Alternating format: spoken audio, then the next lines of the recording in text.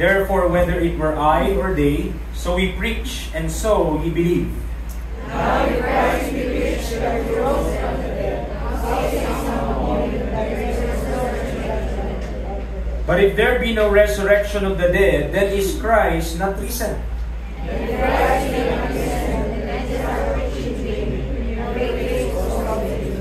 Yea, and we are found false witnesses of God, because we have testified of God that he raised up Christ, whom he raised not up, if so be that the dead rise not. And if Christ be not raised, your faith is vain. Ye are yet in your sins.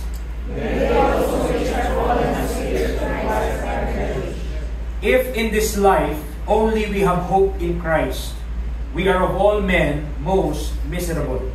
But now is Christ risen from the dead, and become a first fruits of the resurrection. For since by man came death, by man came also the resurrection of the dead. For as we have all died, and so we shall all be alive. But every man in his own order, Christ the first fruits, afterward they that are Christ that is coming.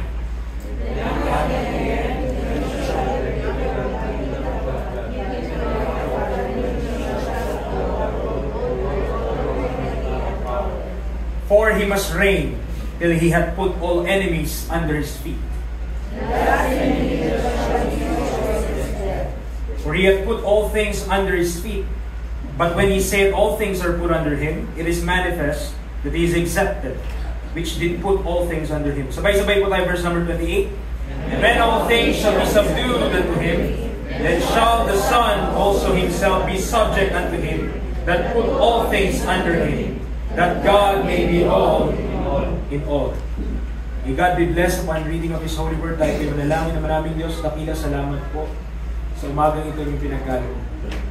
Lord, we come to this place, and I expect pumunta po kami dito to listen to your word, to receive a blessing coming out of thy word. And I pray, dear Lord, na sa umaga pong ito, may our attention, focus, hearts and minds be attentive to the words of God. And I pray, dear Lord, na sa umaga pong ito, if there is anyone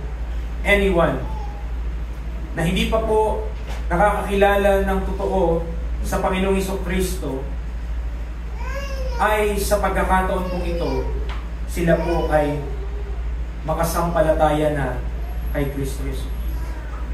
Lord, I pray this preaching, empower this preaching, give utterance to the preacher.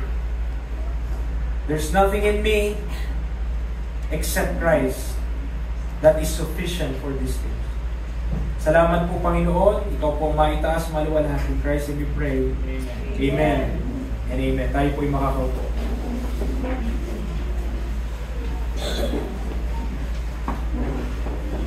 Doon po sa binasa natin ng mga talata, kukunin ko po sa verse number 22 yung ating pag-uusapan. Verse number 22. Verse 22 says, For as in Adam all die, even so in Christ shall all be made alive. So the title of this message this morning is, Are you in Christ?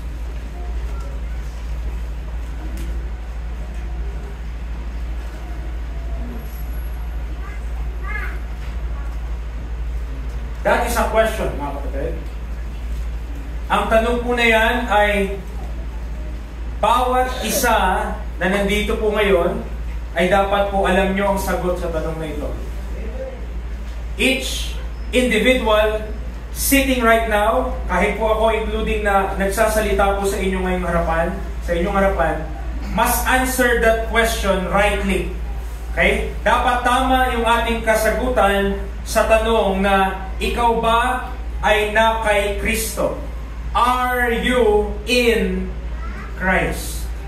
Importante po yung tanong na ito dahil ipinapakita po nito kung ano yung kalalagayan ng kaluluwa ng isang tao. Ang pag na-miss mo yung bagay na ito, it could lead to eternal peril. This simple phrase, simple lang siya, 2 words combined in Christ. This simple phrase, okay, summarizes all that man, ang lahat ng sa tao, kagaya mo at kagaya ko, na matatanggap natin. Itong katagapo na ito, mga kaibigan, mga kapatid, ay nagsasummarize, binubukod niya kung ano yung matatanggap mo mula sa Diyos. It summarizes the blessings that you and I will receive by His grace. It is not by individual merit, hindi po sa pamamagitan ng sarili nating kakayanan, but by Christ's own merit. In verse number 22, sabi ko nga po, doon ko kinuha ang title po ng mensahe po na ito. We are presented with a stark contrast. Pinakitaan tayo ng dalawang magkaibang ideya, konsepto, tao. At mula sa dalawa po na ito, ay maintindihan natin na kapag ikaw ay nasa isa at hindi sa isa, ikaw ay mapapahamak. Doon sa verse 22, makikita mo, for as in Adam, all die. For as in Adam, all die. Today, there are only 2 types of man as stated in this verse. Dalawang uri lamang po ng tao. Dalawang pinaglalagyan o kinabibilangan ng bawat tao dito sa mundo. It's either ang isang tao ay na kay Adan or hindi lang kay Adan kundi na kay Kristo din. Dalawa lang po. So kayo po lahat na nakaupo dito ngayon at nakikinig, lahat po tayo dito automatic. Pagkasilang mo sa mundong ito, in Adam ka. Automatic yun. Kahit ikaw kahit saan ka pang lupalop ng mundo nang galing, kahit ano pang lahi natin, mga kaibigan, mga kapatid, all are born in Adam. Okay? So, kailangan natin maintindihan po yung katotohanan na yun. So, gagawa lamang po ako dito na isang bilog, na may bilog pa sa loob. Okay, hindi yan donut. Kaya magutom. So, ang pangalan ko to, this is in Adam. Lahat ng mga taong isisilang sa mundong ito, ang term po ng Biblia is in Adam. Everyone, lahat tayo, ikaw, ako, kahit sino, kahit anong lahi, everybody is in Adam. Yan po yung term ng Biblia. To state, mga kaibigan, mga kapatid, yung kalalagayan ng tao. Okay? Yan yung nagdi-describe kung ano ang state ng tao dahil si Adan, he is the head of the human race. Tama po? He is the starting point. Kaya tayo nandito ngayon, tandaan natin, nung nilikha ng Diyos ang tao, hindi siya lumikha ng 10, hindi siya lumikha ng 20, hindi siya lumikha ng isang buong pamilya, lumikha lang siya ng isang tao. And from that one man, doon din po kinuha yung woman. For she is taken out of man. So, si Adam and Eve, sila yung unang mga tao, but it is first and foremost Adam. At makita natin yung kanyang responsibility sa pag-aaral natin ngayon on how, kung papaanong sa mundo po natin ngayon, na kinabibilangan, okay, kaya merong kamatayan because of that one man. Because of that one man, there's death in this world. Okay? Sabi ng Romans chapter 6 verse 23, alam natin to famously, we are reciting this even dun sa street preaching, for by the wages of sin is death. Tama po? By the wages of sin is death. Ikumpara natin dun sa talata natin sa 1 Corinthians 15:22. For as in Adam, all die. For us, in Adam, all die. Kung makita niyo po doon, sabi ng Romans chapter 6 verse 23, ang kabayaran ng kasalanan, ano po? Kamatayan. Sabi ng 1 Corinthians 15:22, for us, in Adam, all die. Bakit ganon? Kasi si Adan ang dahilan kung bakit may kasalanan sa sanlibutan. He is responsible for why there is sin in the world, and because sin entered into this world, then death is the result of that sin. Dahil sa pumasok ang kasalanan sa sanlibutan, the result of that thing is death. Ang resulta ng pagpasok ng kasalanan sa sanlibutan ay kamatayan. Amen. For us in Adam, all died. Ngunit hindi natatapos doon yung talata sa 1 Corinthians 15:22. Hindi siya natapos sa pag-state, for us in Adam, all died. Pero magandang promise na kailangan panghawakan ng sino man. Even so in Christ shall all be made alive. Even so in Christ shall all be made alive. So let me, dito sa circle na ito, this symbolizes everybody, mga kapatid, buong mundo. Ito po yung sinisimbol nitong mga tao na to. But in all of the world, sa buong sanlibutan, there are also people who are in Christ. Okay? At meron pong mga tao na kay Kristo,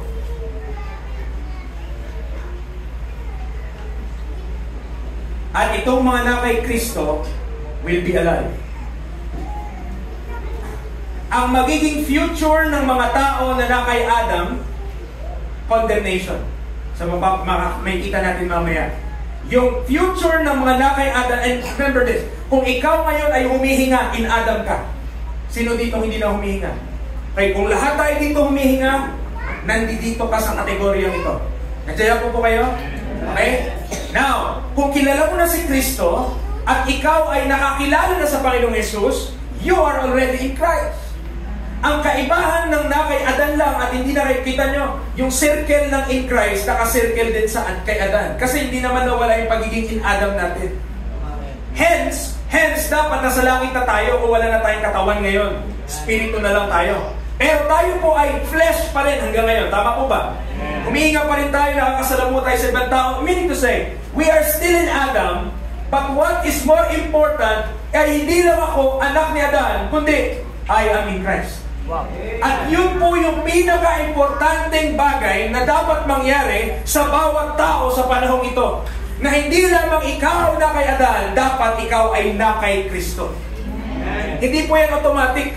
Wala pong ruleta na nagsasabi na kapag na kay Adan ka, pwede kang mapunta doon, chance lang. Ay baka pwedeng tumalon. Hindi po. May specific na pamamaraan na mapapakita natin mamaya kung paano ang isang taong kay Adan ay mapupunta kay Kristo.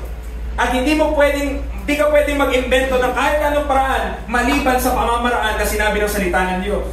At kung ang sinabi ng salita ng Diyos yun ang pamamaraan, dapat sundin mo yon. Kung gusto mong mawala ka dito sa circle na to at maipasok ka doon, sapagkat pag pumasok ka doon, nandoon ang security. Nandoon ang salvation.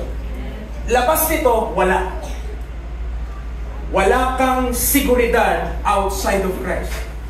But in Christ, you are secure. Your soul is secure. Okay? So yun pag-uusapan po natin. So that's the question that you need to ask this morning. Am I, kasi tanong ko to sa inyo pero pwede mong sarilinin, am I in Christ? Hindi ko sinasabi dito, am I in Shining Light Baptist Church? Because obviously, you are in this church na. Tama? Obviously, tayo ngayon ay nakaupo dito na nakikinig. So, ang sagot mo doon, kung ang tanong ay ikaw ba ay nasa Shining Light Baptist Church, sagot mo doon, yes. Dahil ako ngayon nakaupo ngayon nakikinig. Pero ang tanong natin, hindi kung nasa church ka na ito. Ang tanong natin, ikaw ba ay na kay Kristo? Magkaibang tanong yun. Okay? It's a different set of questions na kailangan natin masagot. Verse 22, doon tayo sa 1 Corinthians pa rin, 15. Verse 22, mga kapatid, only shows two options. Dalawang option lang. Dalawang pagpipilian lang. Two spheres, if you will. Two places where you are in or supposed to be in. Dalawang lugar lang kung saan ka dapat naroon or saan ka nandun. Hindi sinabi ng talata na in Adam and in religion. Hindi ganun Or in Adam or in family. Hindi niya rin sinabi na in Adam or in a good church. Nakita niyo po yun? Ang comparison in Adam or in Christ. Gusto iparating sa atin that Christ is not a religion. Christ is not any other entity. He is who He is. At sa Kanya, dapat ang tao mapunta. By doing so, the person will receive. Makikita natin dito yung mga bagay na pwede nating matanggap kay Kristo Jesus. Regardless of your background, kahit sino pa tayo, our reputation and morality, kahit ano pa tayo, no amount of personal work or goodness could ever place you in Christ. No amount. So kung yung mga tao nandito sa in Adam na ito, kung sila ay mga mabubuting tao, kung sila ay may mga Nobel Prize, kung sila ay merong mga ganyan ganito, gumagawa sila, they are giving alms to the poor and all the good works that man could do, ginagawa nila, hindi yun ang maglalagay sa kanila ng Kristo. It's not the morality of the person, nor the good acts and deeds of the people will place you in Christ. Lahat yan, may barrier yan. Sobrang kapal na barrier yan, wala makakapasok dyan. Impenetrable unless you follow God's steps or God's instruction regarding this thing. So bago tayo pumunta kung paano ka mapupunta dito, let me show you, ano bang kahalagahan nito? Ano bang kahalagaan that I am in Christ? Ano bang makikita ko? Ano bang matatagpuan ko kay Kristo Jesus? Okay? What can we find in Christ? What can we find?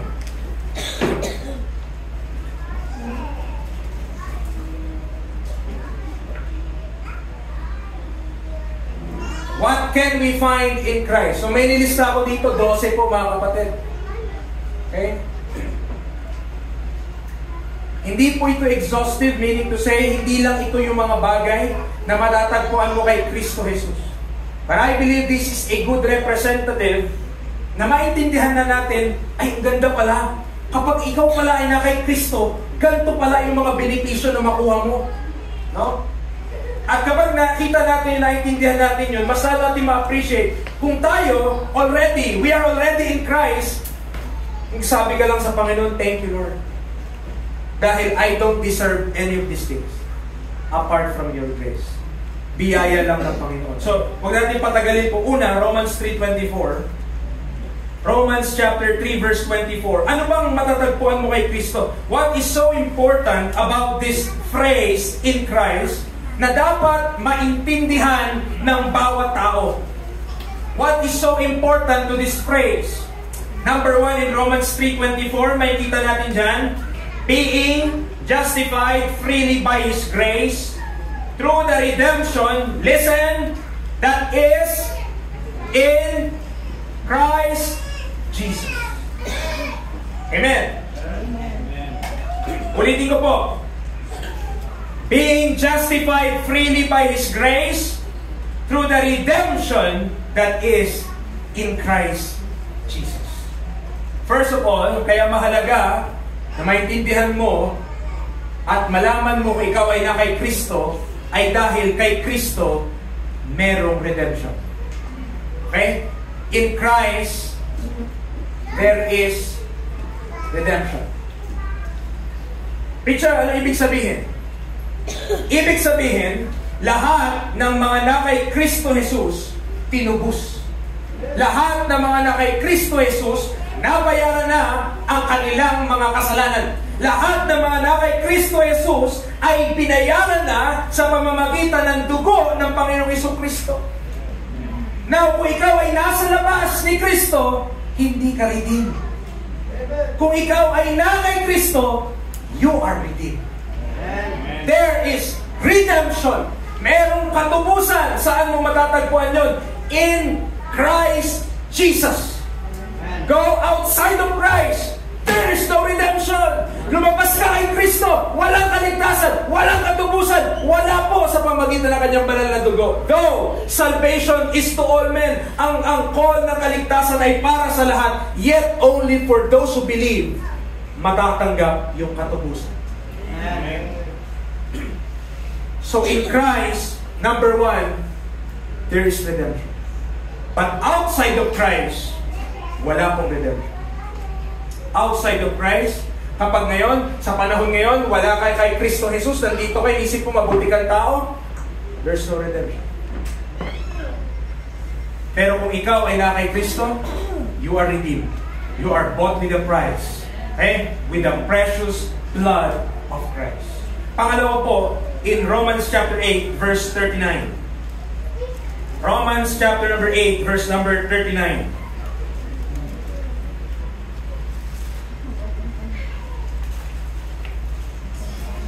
Romans chapter 8, verse number 39. Para mas maganda, babasahin ko, sisimulan ko po mga kapatid sa verse 38. Okay? Sabi niya dito, si Apostle Paul nagsasalita, for I am persuaded. Sabi niya, ako ay nakumbinsi that neither death, nor life, nor angels, nor principalities, nor powers, nor things present, nor things to come, nor height, nor depth, nor any other creature. Wala daw kahit ano, kahit kamatayan pa, kahit buhay pa, kahit mga anghel pa, kahit mga creature pa sa itaas, walang sino man ang kayang makapagpahiwalay sa atin from the love of God. Pero listen, tignan niyo po kung saan matatagpuan yung love of God. Kung saan mo makikita o matatagpuan yung love of God. Saan? Sabi ng dulo. Which is in Christ Jesus our Lord. Amen. Meaning to say, mga kapatid, what we could find in Christ, number 2, is the love of God. Amen. You could be sure na kung ikaw ay na kay Kristo Jesus, kung ikaw ay kabilang sa mga tao na nandito, you have the love of God. And nothing could separate us from that love. Walang sino man, walang kahit na ano, kahit gaano kalakas, yung creature na yun, kahit even Lucifer and Satan himself will not hinder you or will not separate you from that love. Amen. Only in Christ. Amen. Pero kung nasa labas ka, wala yun. Love of God is in Christ Jesus our Lord. Ulitin ko po ha. Ang ibig sabihin ng in Christ, hindi relihiyon, hindi simbahan. Persona po siya. At kung nasa Kanya ka, hindi lamang meron kang katubusan, kundi ang pag-ibig ng Diyos nasa sa atin. Bakit? Kasi yung love of God, according to Romans chapter 8, is in Christ Jesus our Lord. The love of God, which is in Christ Jesus our Lord. Kaya mapapansin nyo, may mga nagtatanong, di ba? Kung mahal ng Diyos ang tao, bakit may mga mapupunta ng impyerno? Tama? May mga nagtatanong ganun eh. Kung mahal ng Diyos ang sanlibutan, bakit may mga mapapahamak pang kaluluwa? The love of God, for God so loved the world. Tama? He gave His only begotten Son. Pero, the love of God, which is in Christ Jesus our Lord. Yung pagmamahal ng Diyos sa sanlibutan ang nagdulot kaya namatay na si Kristo sa krus. Okay? Yun yung nagtulak. For God so loved the world that He gave His only begotten Son. Kaya binigay ang Panginoong Yesus, kaya siya naging tao para pumunta sa libutan na ito, para mamatay para sa ating mga kasalanan. Praise God! Pero, kung gusto mong manatili doon sa love of God na yon, hindi ka naman naligtas nung namatay na si Kristo sa krus. Di naman lahat ng tao ligtas ngayon. Pero siniligtas? Those who are in Christ. Kasi nandoon na yung pag-ibig ng Diyos. Okay? Meron tayong tinatawag na yung pagmamahal ng Diyos sa sanlibutan, yun yung nagtulak. Yun yung nagtulak, kaya pinako si Kristo sa krus. Amen? Pero kailangan nating maintindihan that there is a place na merong lugar at merong tao. Relax lang po lang. Sigigayin nyo muna. Yan. Okay. Sige po, tuloy tayo. Dito sa in Christ, yung love of God nagre-reside.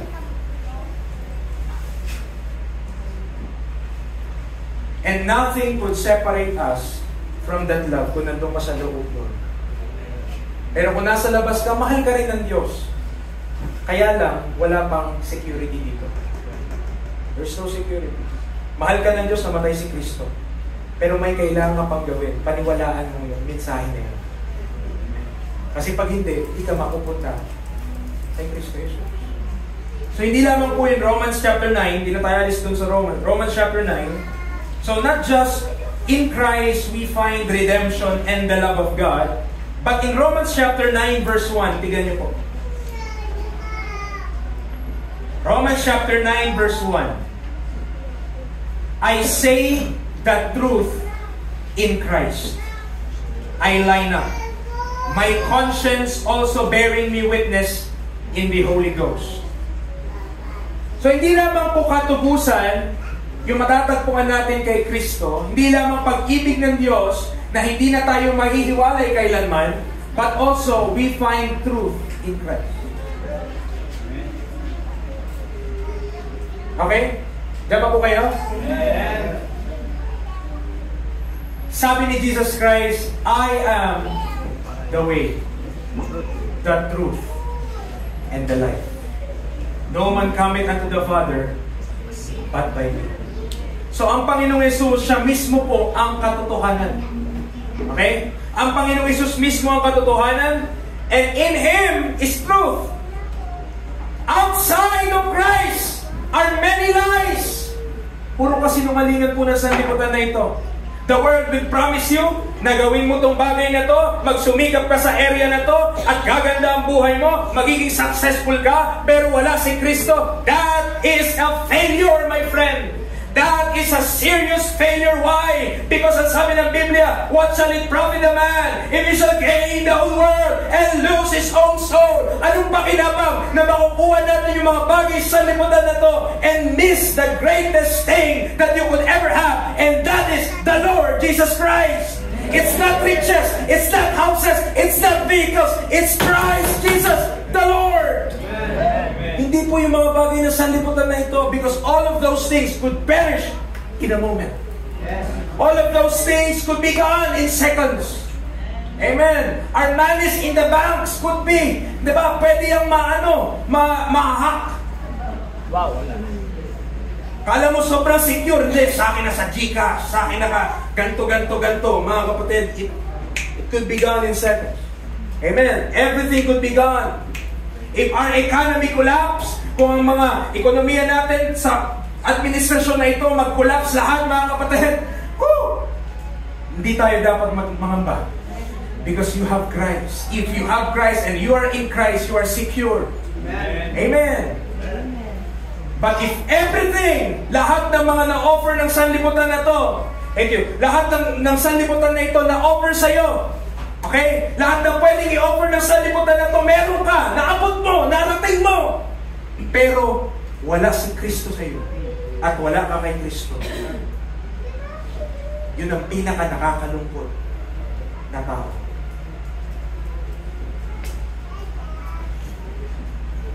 Sabi ni Job, naked came I out of my mother's womb, and naked shall I return thither. The Lord gave, and the Lord hath taken away. Blessed be the name. Amen. Nung isinilang tayo sa mundong ito, wala kang bitbit na kahit piso. At kapag tayo kinuha dito sa libutan na to, wala ka rin mabibitbit kahit piso. Amen. Amen. But at the point of your birth, okay, tingnan po ha, ito illustration lang mga kapatid, naisingit lang eh. At the point of your birth, to the point of your death, dapat meron kang Christ.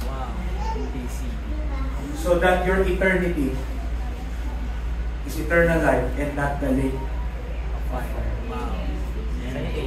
Amen? Amen. Kung ikaw ay sinilang at wala kang Kristo, diretso ka kapag namatay ka sa apoy. Pero kung ikaw ay sinilang at dumaan ka kay Kristo, kapag ikaw ay namatay, walang hanggang buhay. Amen. Amen. But if you miss that letter C, But if you miss that person named Christ, no amount of human victory or human success ang kayang tumapal sa walang hanggang kapamakan. Amen. It's only Christ. In Him is truth. Pang-apat, 2 Corinthians 5 verse number 19. 2 Corinthians 5 verse number 19.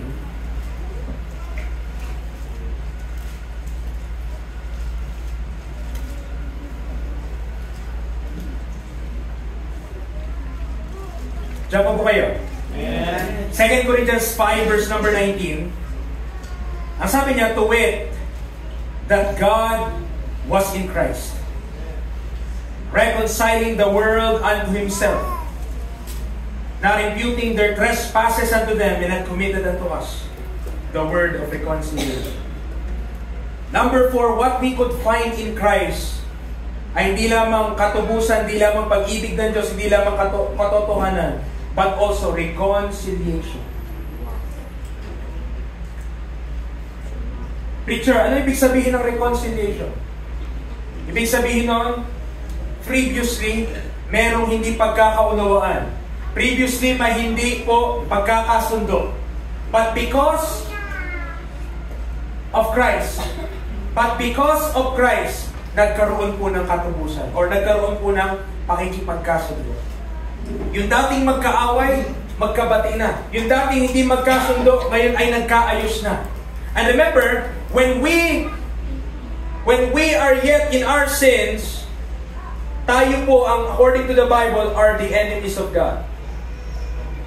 We are in enmity against God. Kaalaban tayo, kaaway tayo ng Diyos dahil sa kasalanan. Pero dahil kay Kristo Jesus, yung dating magkaaway dahil sa kasalanan, pinagkasundo. Only in Christ there is also reconciliation. Okay? So, hindi lang makatubusan, pag-ibig ng sa katotohanan, kundi pagkakasundo. Panlima, in 2 Corinthians 11 verse 3, 2 Corinthians chapter 11 verse 3, 2 Corinthians chapter 11 verse 3, and this is, itong bagay na to, sobrang naitago sa isip ng maraming tao, lalo na yung mga relihiyosong tao. In 2 Corinthians 11:3, sabi niya, but I fear, lest by any means, as the serpent beguiled Eve through his subtlety, so your minds should be corrupted from the simplicity that is in Christ. So number 5, ano matatagpuan natin kay Kristo? Simplicity. Di ba tayo nagpapasalamat na yung kaligtasan ng tao hindi ginawang mahirap ng Diyos? Amen. Ginawa pong simple ng Panginoon. That's why the only requirement ang hinihingi lamang ng Diyos, maniwala ka. Paniwalaan mo.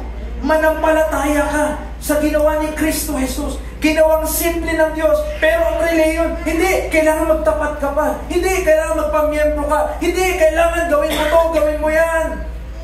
Kailangan i-maintain mo. Kailangan mag-ingat ka, baka mawala sa iyo, mga kapatid. Ginagawa nilang komplikado yung ginawang simple ng Diyos. In Christ, there is simplicity. In religion, there is complexity. Ang dami ka ipapanalangin. Lahat ng mga beads, kailangan ipanalangin mo yun. Mula sa likod, kailangan luluhod ka just to ask for the mercy of God. Bakit mga kapatid? God is already merciful to mankind. Ang Diyos ay mahabagin na. Kaya nga namatay si Kristo. Pero ang reliyon hanggang ngayon, humingi pa rin ng awa sa Diyos. Awang-awa na nga yung Diyos eh. Dahil ang tao na gusto nyo nang iligtas ngayon, nakita mo may reconciliation na. May redemption na. Pero hindi pa rin masave ang tao. Why? Wala yung simplicity kay, wala sila kay Kristo. Ginagawang complicated ang mga bagay-bagay. Amen. Akala natin simplified, pero hindi. Complex. But in Christ, remember this. Sabi nga ni Kristo, for my yoke is easy and my burden is light. Amen. Hindi po komplikado ang Panginoong Jesus. There is simplicity in Him. Yet, a lot of churches, religion, they complicate Christ. Kaya iniisip tuloy na maraming tao, kahit dito sa ating bansa, tama, na kapag kinain mo yung tinapay na ganyan, si Kristo yun. Why? Because they complicate Christ. Kapag ininom mo yung yun yung dugo talaga literal. Because they complicate Christ. Mga kaibigan, mga kapatid. At kung gagawin mo, kung mag-estimate ka, matatalino naman lahat ng tao. Ang dami namang matatalino, nasa iba't ibang reliyon, di ba? Because also, yung simplicity na kay Kristo Jesus, mga kapatid, foolishness with the world. Foolishness with the world. Para sa sanlibutan, itong ginagawa natin, itong pangangaral na ito, ang sabihin nila kapag narinig nila to, ganyan lang kadali, kailangan pa nga namin pumatong at ipunas doon, no? Ipunas, kailangan namin magpunas doon. Why? Because they don't understand the simplicity that is in Christ. Kayo mga tao, ligtas na kayo. Bakit hindi sila maniniwala? Salamat at hindi ko kailangan marinig yung opinion nila. Salamat at ang kailangan ko lang maintindihan ay yung kung ano ang kagustuhan ng Diyos. Ibig sabihin mo, sa kanilang pananalita, sila yung karapat-dapat at tayo hindi.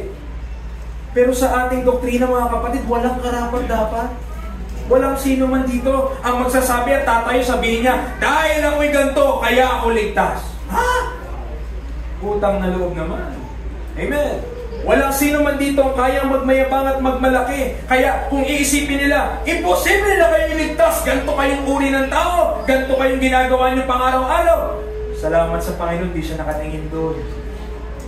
Salamat at dito siya nakabase. Kung ikaw ay na kay Kristo, salo mo yan. Tanggap mo yan. Pang-anim, Galatians chapter 2 verse 4. Nandiyan pa po kayo? Amen.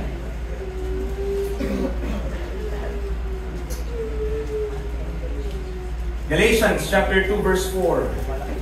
Chapter 2 verse number 4. Not just redemption, not just the love of God, not just the truth, not just reconciliation and simplicity.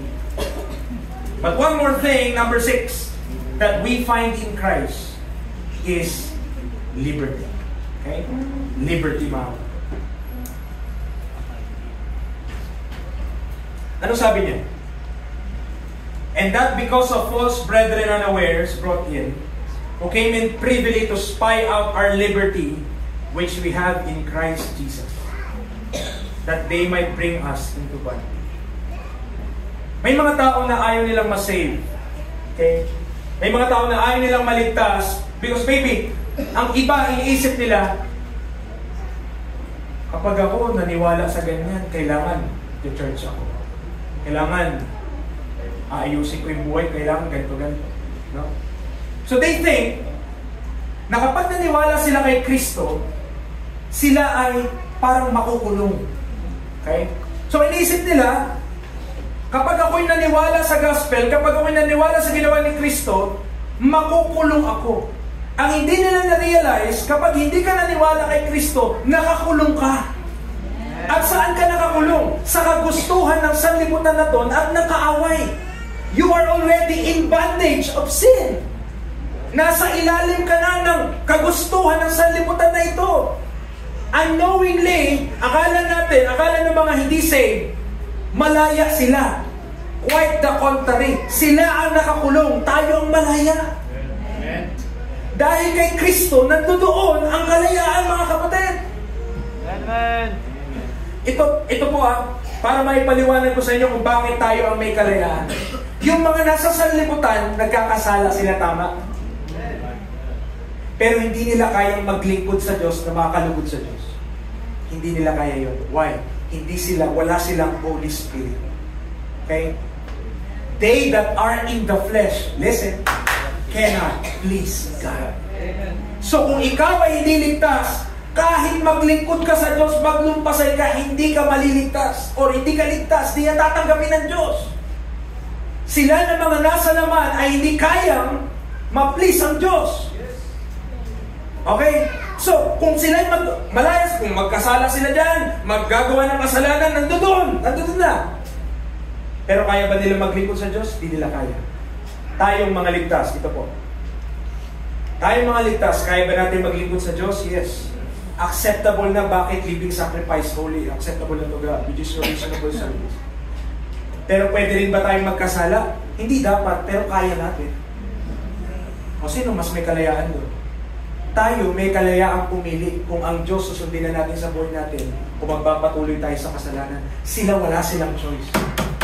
Ang kaya lang nilang paglingkuran, kasalanan. Pero hindi nila kayang paglingkuran ang Diyos. Ang mga saved, may choice. Okay? Ang mga ligtas, may pagpili. Whether of sin unto death or of obedience unto righteousness. Nakakasunod po kayo. Amen. So, ang isang ligtas, meron na siya ngayong choice. Saan ako sino ang aking susundin ngayon? Yung dati kong ginagawa o ang Panginoon na nagtubos na sa akin? Meron ka ng pagpili. Malaya eh. Eh yung walang kalayaan, kasalanan lang yung pwede mong sundan. Hindi ang Diyos. They that are in the flesh cannot please God. Nakasunod po kayo? Kaya ang meron lamang kalayaan ay ang mga ligtas. Ang meron lang kalayaan ay ang mga na kay Kristo. Kasi ngayon na kay Kristo na tayo, meron na tayong choice. Meron na tayong pagpili kung para saan natin ipapagamit ang ating buhay. Amen. Amen. Pang-pito, Ephesians chapter 1 verse 13. Ephesians chapter 1 verse 13. I hope nandiyan pa po kayo. Okay?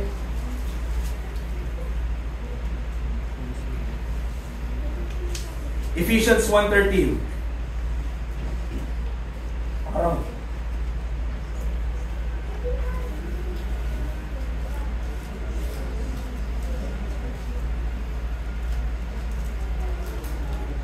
dito.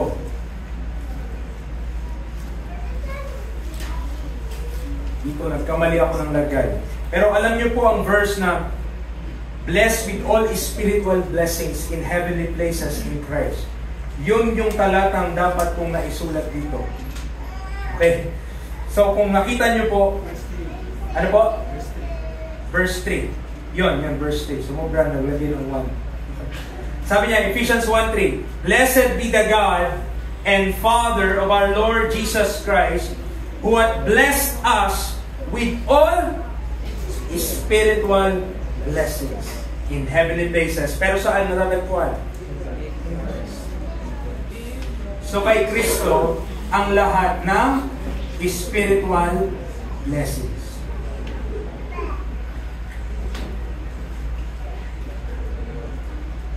All spiritual blessings in heavenly places in Christ Jesus. Ano pa kailangan hanapin?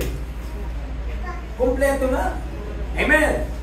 Kapag na kay Kristo ka, you are blessed with all spiritual blessings. Lord, pwede mo bang ilagay din yung physical blessings? Lord, pwede mo bang ilagay din yung mga ngayon pa lang, tatamasahin na namin. Amen. But, mga kapatid, kapag tayo ni-rapture na, nawala na tayo sa lugar na ito, may kita mo yung value ng mga bagay na sa palagay mo importante, wala na yung halaga pag ginawa tayo ng Panginoon. May kita mo, ay, sobra ako nag-spend ng time sa bagay na yun, hindi pala sobrang importante, no? Nagsayang lang ako ng panahon sa bagay na yun, wala namang sayang ang panahon ko doon. No? But in Christ, we are blessed with all spiritual blessings. 2 Timothy 2. 2 Timothy 2.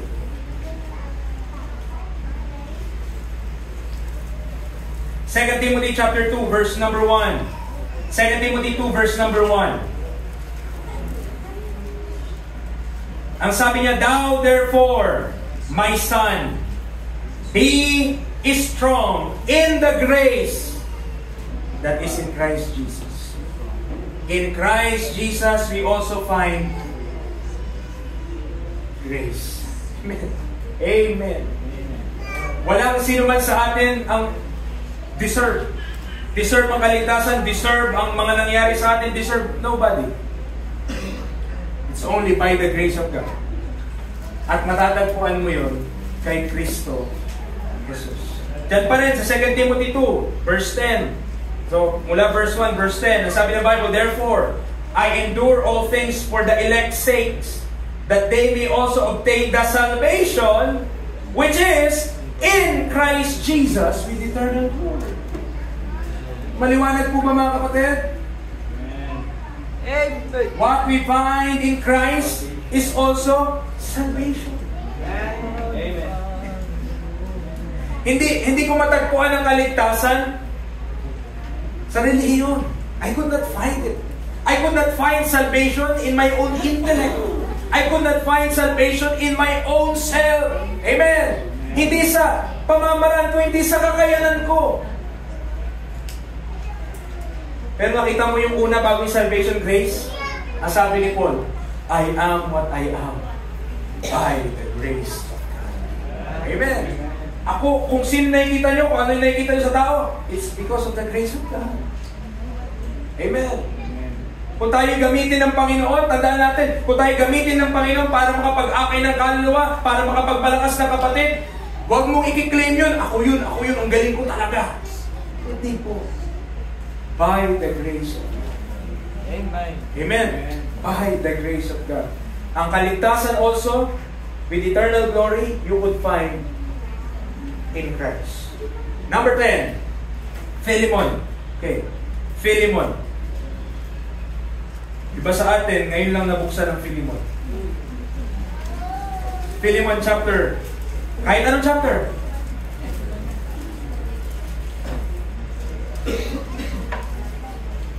Verse 6. Bago po yan mag-Hebrews. Ayun. Bago mag-Hebrews is Philemon. At sa verse number 6, ang sabi ng Bible, that the communication of thy faith may become effectual by the acknowledging of every good thing which is in you in Christ Jesus. Amen. So lahat ng mabuting bagay, every good thing.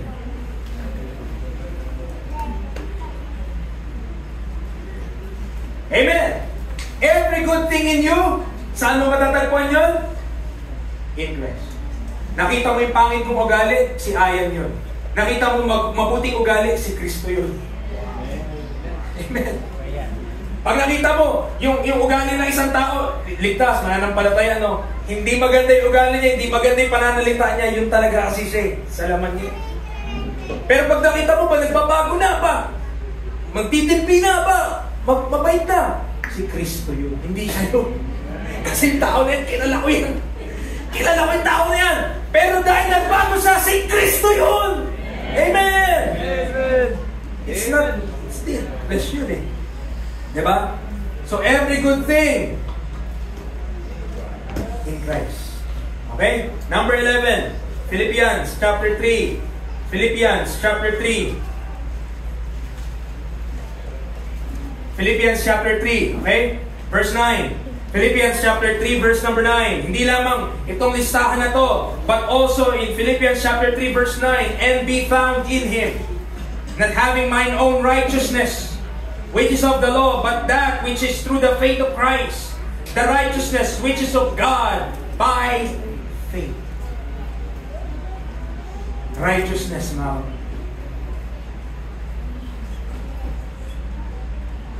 Which is of God by faith.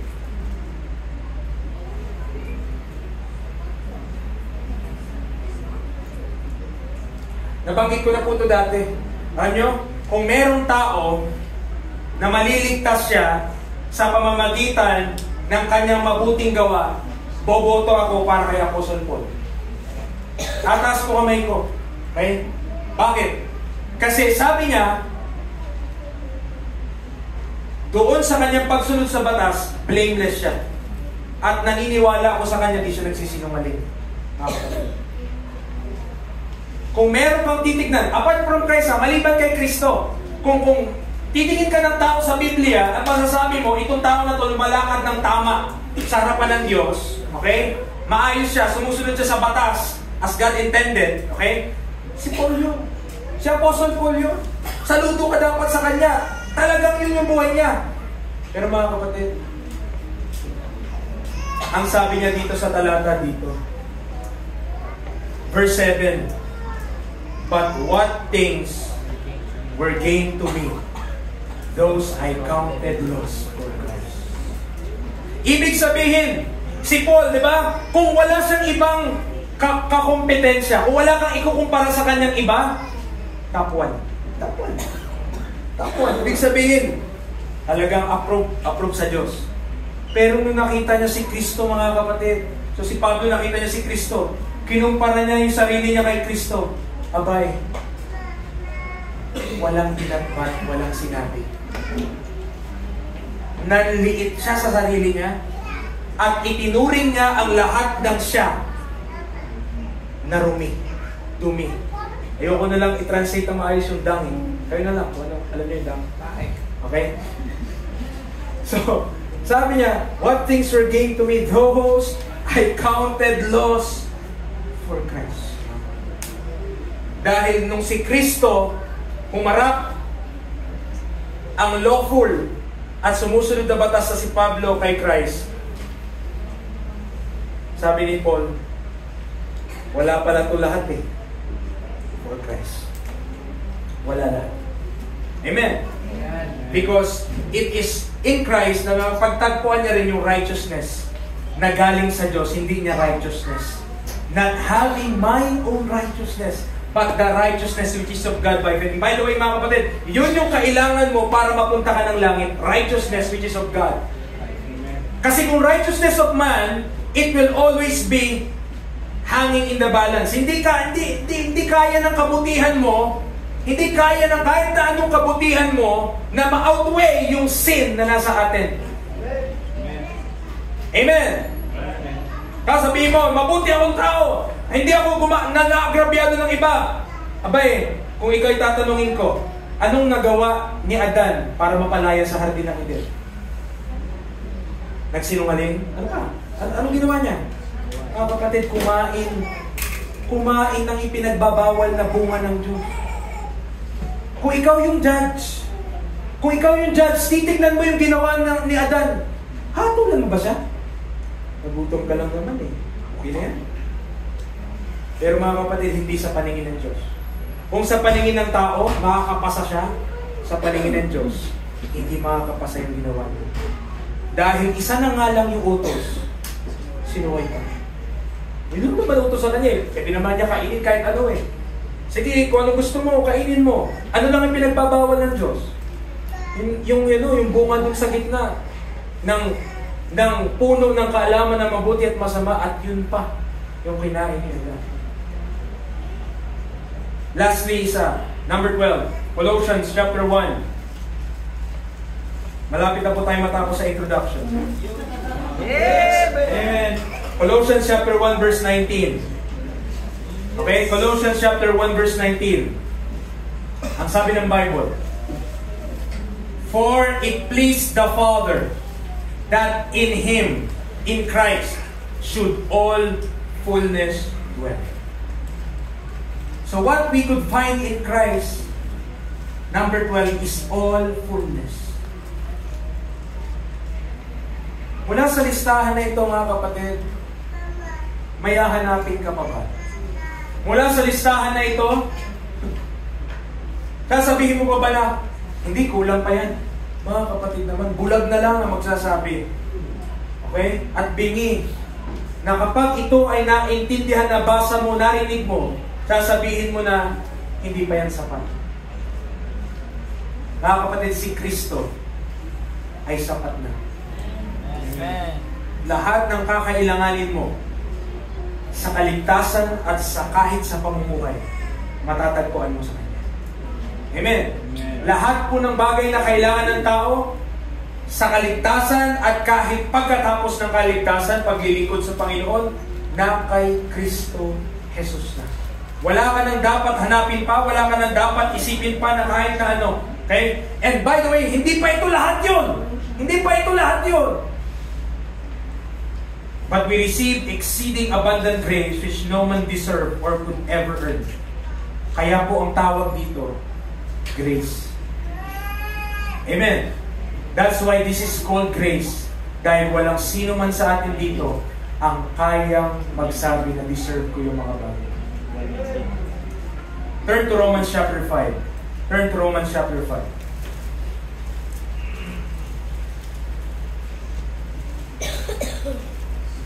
In verse 15 to 21, may kita natin the comparison.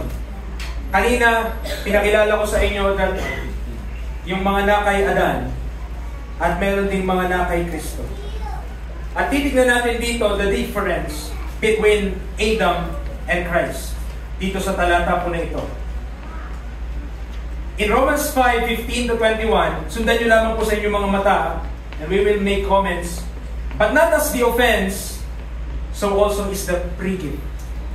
So may comparison. Offense and pre-gift. Yung offense kay Adan yon, yung pre-gift kay Kristo yon. For if through the offense of one, many be dead. Dahil sa pagkakamali lang ng isa, marami ang patay. Amen. Kaya even in our time, we experience death and we suffer death because of Adam. Okay? Dahil yun doon, pumasa hanggang sa ating panahon. For if through the offense of one many be dead, much more the grace of God and the gift by grace, which is by one man, Jesus Christ, hath abounded unto many. Pero kinumpara niya, and not as it was by one that sinned, so is the gift. Pero kinumpara niya, hindi yung, kung ikukumpara mo yung nagawa ni Adan sa ginawa ni Kristo, may kita mo na mas magaling pa rin at mas dakila pa rin yung ginawa ni Kristo. Bakit? In verse number 16, for the judgment was by one to condemnation. Ilan yung nagawang kasalanan ni Adan? One. And because of that one, judgment came upon all men. Okay? Isang kasalanan lang, nadamay ang lahat. Ilang kasalanan? Isa. Ilang kasalanan ang binayaran ni Kristo? Isa? Hindi po. Basahin nyo. But the pre-gift is of many offenses unto justification. Doon sa pagkakamali ni Adan na iisa, nadamay ang lahat. Isa lang yun, nadamay ang lahat patay. Lahat merong kamatayan, kaya merong kamatayan sa sanlibutan. Pero si Kristo Jesus, nung siya'y binayaran niya yung ating mga kasalanan doon sa krus sa Kalbaryo, nung siya'y doon, pinako siya, at siya nagbayad, mga kaibigan, mga kapatid, hindi lang naman kasalanan ni Adan yung binabayaran niya. Many offenses. Kabilang yung kasalanan mo at kasalanan ko. Bit-bit niya yung lahat. At anong result? Unto justification. For if by one man's offense, death reigned by one, much more they which receive abundance of grace and of the gift of righteousness shall reign in life by one, Jesus Christ. Therefore, as by the offense of one, judgment came upon all men to condemnation. Isa lang ang nagawang kasalanan, lahat nadamay. E papaano pa? Isipin nyo, itong gusto ko maintindihan yung mga kapatid, kung yung isang pagkakamali na yun, sobrang lala na eh. Na lahat ng tao nadamay na dahil doon eh. Tama po? Imagine nyo, isang pagkakamali na yun, nadamay lahat. Lahat merong death because of that sin that entered into the world through Adam. At dahil doon ang may kamatayan para sa lahat ng tao. Ganun kalala yung isa lang na kasalanan na yun. Pero gusto ipakita ng Biblia na ganito kadakila yung pagmamahal at yung biyaya ng Panginoong Jesucristo na lahat ng kasalanan simula nung kay Adan, binayaran niya yung lahat. Amen. Christ paid for those sins. Even so, by the righteousness of one, the free gift came upon all men unto justification of life. For as by one man's disobedience, many were made sinners, so by the obedience of one shall many be made righteous. Disobedience ni Adan, pagkakasala ni Adan, dahil doon sa pagkanyang pagsuway, nadamay ang lahat ng tao, in Adam lahat, and this all men will be to condemnation, mapapahamak, may kaparusahan, may kahatulan. But Jesus Christ, praise God, because of the Lord Jesus Christ, yung lahat ng pagkakasala from past, present, and future, all born in Himself, in His body on the tree, lahat kanyang binitbit, lahat kanyang binayaran. Yung isa, ang laki na ng epekto nun. How much more yung buong kasalanan ng lahat ng tao. That's why it has to be God na dapat magbayad ng kasalanan natin. Because man could not bear that load. Kasi hindi lamang kasalanan ng isang tao yung babayaran niya eh. Lahat ng tao. It has to be something or someone greater than man. And let me tell you, that man is our Savior and God, Jesus Christ. Amen. Amen. Walang sino man ang kayang mag-replicate, duplicate, kumopya sa ginawa ni Kristo Jesus. Because nobody could live a life so perfect as He is and could give a sacrifice as sufficient as He is. Wala po. It's only through Christ. All who are in Adam, lahat ng manakay Adan ay approaching condemnation.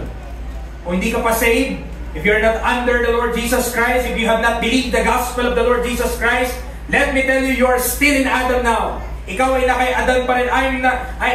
Walang pakialam ng Diyos kung nagsisimba ka. Okay? Ang pakialam ng Diyos kung nakay Kristo ka. It's not if you're going to church or if you're listening to are you in Christ or are you in Adam still? Lahat ng mga nakay Adan ngayon are approaching condemnation. Among those are people who attend churches, live a good life, have a nice family, decent people, contributors to society. Pero ang Diyos hindi nakatingin sa kung anong kaya mong ibitbit or idala o i-contribute sa bayan na ito. God is looking, are you in His Son? And that's what matters to God. Amen. Because all the good that man could do, Christ have done. At kung ikaw ay na kay Kristo Jesus, you could be good because He is good.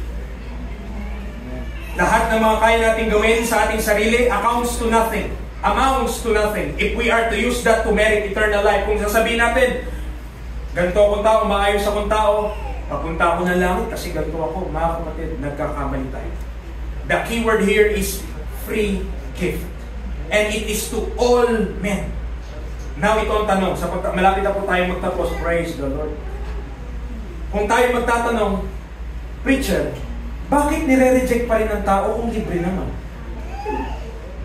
Anong tanong yan eh? Parang tamang tanong lang naman. Bakit? Kung sabi ng Bible, free gift, tapos para sa lahat. Meron na ba kayo nakitang tao na sa daan dyan kapag may nagpastil dyan ng free soft drinks lahat? Soft drinks lahat? Yes. Free pagkain, ganyan lahat. Sabi, free. Lahat kukuha dun eh, kahit may pera. Pwede yan, pwede kumuha. Kapag alam kasi ng tao, kapag libre, bayad yan, pwede kumuha dyan. Eh bakit yung kaligtasan na sabi ng Biblia, free gift, ang dami pa rin tumatanggi? Hindi ba nagtatanong? Parang unnatural yun, Parang hindi siya normal. Kasi ang ugali ng tao, kapag libre, sama mo ko dyan, lista mo, ilagay mo na yung pangalan ko dyan, libre yan eh. Pero bakit kapag kaligtasan, ang daming ayaw magpalista? Hindi ko na po bubuksan yung mga talata na to, ibibigay ko lang sa inyo yung mga dahilan. 6, pinakita ko po. Una, kasi blinded eh. Sabi ng 2 Corinthians 4:4, the God of this world, the blind reminds of them which believe not. So unang dahilan kung bakit tumatanggi at ayaw paniwalaan ng mga tao yung ebanghelyo, kasi bulag sila eh. O pangalawa, may tradisyon. Pangalawang dahilan kung bakit hindi tumatang o di naniniwala ang mga tao sa mabuting balita ng Panginoong Jesucristo, kasi may tradisyon. Mark 7:13.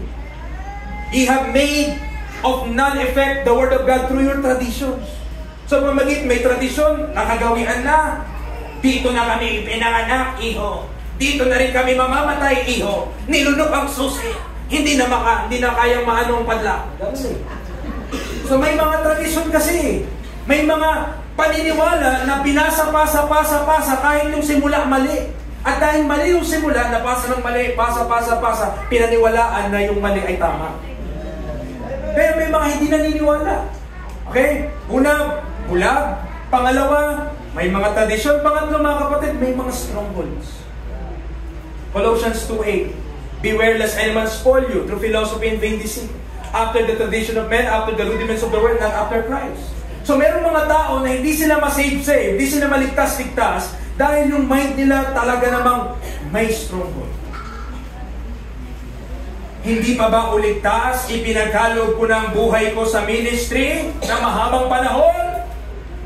Strongholds, philosophy, vain deceit. Amen. And not after Christ. Pang-apat, in 2 Thessalonians 2:12, have pleasure in unrighteousness. Yung iba, kaya ayaw nilang maligtas kasi ayaw nilang iwanan yung kanila pong pamumuhay. Yung kanila pong ungodly living. Preacher, hindi naman yun ang kaligtasan, hindi naman pag-iwan doon eh. Pero mga kapatid, ito nga ay nakakamangha eh. Alam ng mga nasa sanlibutan na kapag naniwala ka kay Kristo, babaguhin ni Kristo yung buhay mo. Kaya takot sila eh. Kasi ayaw nilang baguhin yung buhay nila. Ibig sabihin, okay na sila, okay na kami ganito. Huwag mo na kami pakialaman. Mga kapatid, alam ng sanlibutan, may common sense sa sanlibutan na kapag na kay Kristo ka, babaguhin ni Kristo ang buhay. They know that. Amen. Amen. Hindi yun ang kaligtasan, pero yun ang mangyayari. Amen. Dahil merong epekto ang pagtitiwala kay Kristo. Panglima, seeking men's honor. Sa John 5:44. Ito lang yung bubuksan natin. John 5:44, saka yung last. John chapter 5 verse 44. Ang sabi ng talata po dito, kaya hindi sila maniwala. Nung kausap ng Panginoong Yesus, naniniwala ko mga Pariseyo po din dito, or mga tao na kausap niya, maliban sa kanyang mga apostol. Ang tanong ng Panginoong Yesus sa kanila ganito, how can ye believe, which receive honor one of another, and seek not the honor that cometh from God only? Anong ba't hindi sila maniwala?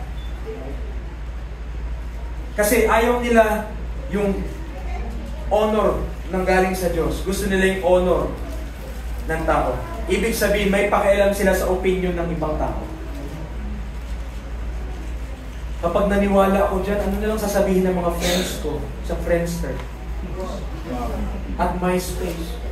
Ano na lang sasabihin nila? Ano na lang ang magiging opinion nila? Kung papaniwalaan ko yan, maniniwala ko kay Kristo, magiging ano ako sa kanila, ang tingin nila sa akin, aba girl, isa ka ng ano ngayon ah, holy ha? Holy? Seeking men's honor. But lastly, number 6, and I hope meron po sa inyong ganito, na kaya lang hindi nyo pa pinaniwalaan si Kristo ay dahil hindi nyo pa siya narinig. Have not heard. Romans chapter 10, verse 14 to 15. Romans chapter 10, verse 14 to 15. And I hope, at ako'y naniniwala may mga tao pa rin ngayon na kaya po hindi sila naniniwala pa sa Ebanghelyo ay dahil wala pa pong nagkikwento sa kanila at nagsasabi sa kanila tungkol kay Kristo Jesus. Romans 10:14 to 15. Sabi ng Bible, how then shall they call on Him in whom they have not believed? And how shall they believe in Him of whom they have not heard? And how shall they hear without a preacher? And how shall they preach except they be sent? As it is written, how beautiful are the feet of them that preach the gospel of peace and bring glad tidings of good tidings. Amen. Number 6, mga kapatid, kaya hindi pa sila naniniwala kay Kristo kasi hindi mo pa binubuksan yung bibig mo. Amen. Kaya pa hindi sila naniniwala kay Kristo ay dahil mas marami tayong oras sa Facebook, sakit no? Mas marami tayong oras sa YouTube kaysa sa mga kaluluwang mapapahamo. Amen. How shall they hear without a preacher? At sa iyong sariling pamumuhay, sa pang-araw-araw nating pamumuhay, may mga tao tayo nakakasalumuha. Tayo yung gagamitin ng Diyos para marinig nila si Kristo Jesus. You are that preacher. I am that preacher. Amen. How shall they hear kung wala magsasabi sa kanila? Mga kapatid, they need to hear Christ. Church, there are still men and women in this world who have not heard. How shall they believe in Him on whom they have not heard? Sa panghuli natin mga kapatid, ito na yung tanong sasagutin natin. So preacher, napakinggan ko na. Ang ganda pala na nakay Kristo ka. Itong mga bagay na to, mapapasayo. Preacher, ako po ay in Adam ngayon. Di ko po alam kung saan mapupunta yung kaluluwa ko. Tatanungin mo kung saan ako mapupunta. Sasabihin ko lang sa'yo, siguro sa langit. Kasi hindi ko alam. Pero kung gusto mong matiyak, ang ginagawa po ng Diyos, kung gusto mong mapunta kay Kristo, ganito po ang ginagawa ng Diyos. Nabasa niyo Romans 10, di ba? So ang Diyos, meron siyang mga tao na nasa Kanya na. In Christ na sila. So dahil in Christ na sila, inutusan sila ni Kristo na magpangaral. So ang ginagawa nila, nagpipreach sila. Preach sila ngayon. Preach, preach, preach. Yan sila, nagpipreach sila. Anong pinipreach nila?